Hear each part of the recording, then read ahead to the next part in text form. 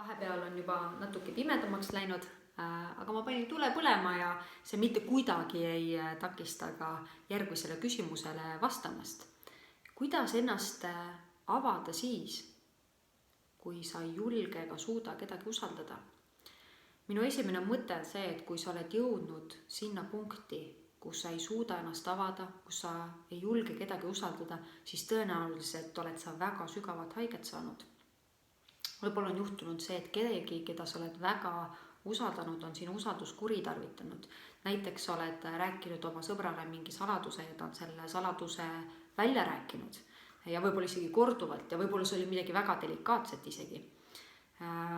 Või siis näiteks keegi on kadeduse pärast sinu kohta rääkinud midagi, mis ei ole tõene. Võib-olla sa oled temaga isegi rääkinud, kuuled, ära tee seda palun. Te olete võib-olla südamlikud vestlused pidanud maha, et on lubanud, et ta ei tee ja ta endiselt teeb seda. See võib tekitada väga suurt usalduskriisi, aga võib-olla on keegi sind kuritarvitanud või lausa väärkohelnud. Nüüd sellel viimasel juhul ma kindlasti soovitan otsida professionaalset abi, võib-olla pöörduda mõne kristliku psühholoogi juurde.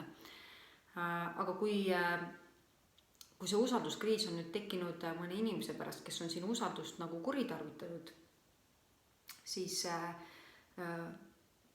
vahel võib juhtuda, et sellega kaasneb mitte lihtsalt usaldamatus teiste inimeste suhtes või see, et sa ei julge ennast avada, vaid kaasneb lausa andeks andmatus, isegi kibedus.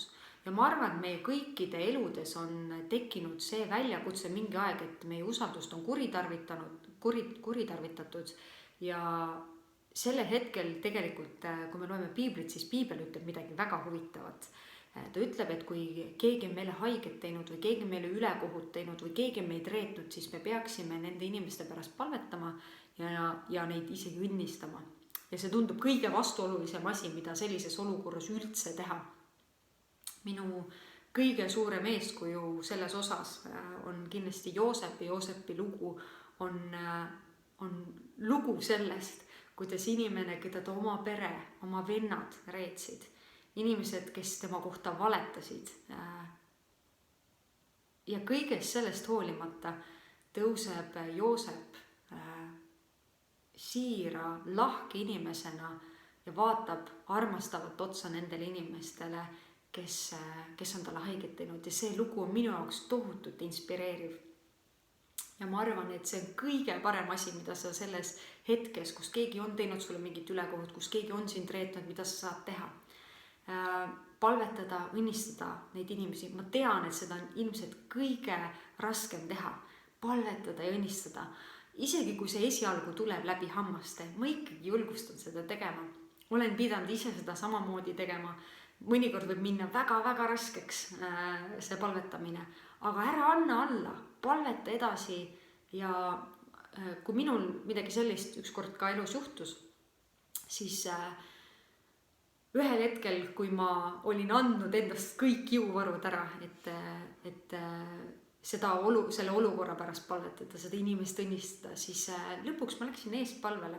Sest tegelikult, kui sa lähed ju armulauale ka, siis meie isa palve on lõpus ja seal on see, et ja anna meile andeks meie võlad, nagu meiega andeks anname oma võlglastele.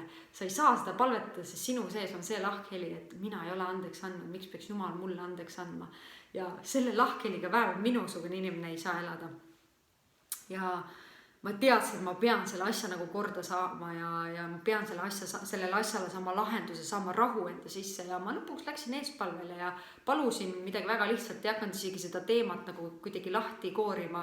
Lihtsalt ma teadsin, et Jumal teab seda olukorda ja ma palusin lihtsalt seda, et Jumal annaks mulle sellise südame nagu Joosepil. Ja eespalvetajad palvetasid mu pärast, ma olin väga rõõmus.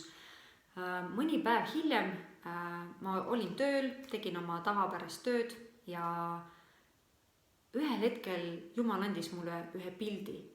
Nimelt ma istusin selle inimesega kohvikus ja me südamest naersime. Ja see hetk ja see pilt andis mulle kuidagi jõu talle kõik andeks anda.